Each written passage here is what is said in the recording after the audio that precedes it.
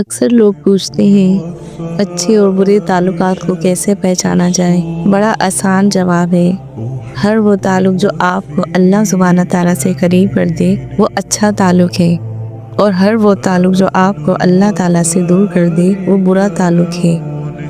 فکر کی بات یہ نہیں ہے کہ آپ نے پورے دن میں کم کھایا یا آپ کے پاس وسائل نہیں ہیں۔ فکر کی بات تو یہ ہے کہ آپ پر سورج طلوع ہو کر غروب ہو جائے اور آپ اللہ سبحانہ تعالیٰ کے آگے سجدہ ریز نہ ہو سکو۔ فکر تو یہ ہے کہ آپ پر دن تمام ہو جائے اور آپ قرآن کو کھول کر پڑھ نہ سکیں۔